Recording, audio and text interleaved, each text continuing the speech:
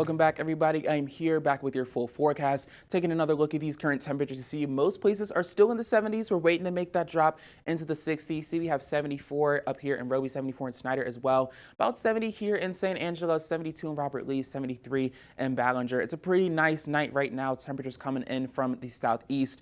Now, once we get later into night, we're going to see lows in the 60s. Looks like not so many places in the 50s. We are going to have that warm up like we've been telling you guys this entire week. So we have 64 in Abilene and Sweetwater, 62 up in Albany. A lot of 62s and 64s really. The lowest I see is 60 exactly out here in Sterling City. Now for our highs for tomorrow, we're going to be in the mid 80s. You see, we have 85 here in San Angelo, 86 in Ballinger, even all the way up to 86 in Snyder, 88 in Roby, 87 in a lot of these northern counties as well. It's going to be a hot day, and it's going to continue to be a hot couple of days. You see, the temperatures are continuing to rise as we get through the week. You see up to 91 degrees on Monday, 90 on Tuesday, and these are near record-breaking highs. You know, it is unseasonably warm for the entire area, both the Big Country and the Concho Valley. We're forecasting temperatures in the upper 80s, up to 90 exactly, when our records are in the low 90s. You see, we have 90 and 91 for the most part in both San Angelo and Abilene. So it can be exciting if you're really into the hot weather, but definitely make sure you're still staying prepared for it as well.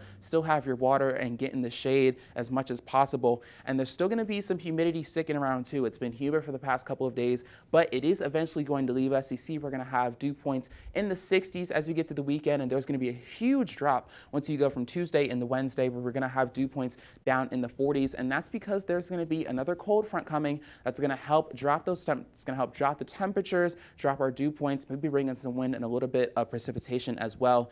Now, we've been talking about how hot it is right now, and it looks like it's going to stay seasonably warm as we get into the winter. The Climate Prediction Center released their predictions as to what this winter is going to look like, and us here in West Texas, we are seeing those warm temperatures along with this big eastern 2/3 of the U.S. We're showing a high possibility of being above average, as well as seeing some drought conditions as well. You see, this entire southern area of the U.S. has a high chance of seeing below average precipitation, and some places that are going to have drought as well. Some places could be continuing to have drought conditions, or they could even develop some as we get through the winter.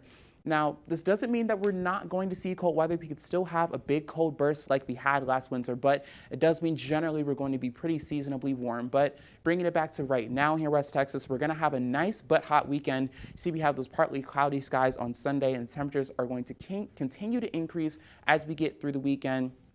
Once that cold front comes in around Tuesday, we could see some more gustier winds, possibly some rain chances and clouds. So you have that 20% on Tuesday, and we are going to see those temperatures drop. Finally, as we get into Wednesday, we're going to get a break from that heat. But until then, enjoy your weekend. And now over to you, Adriana.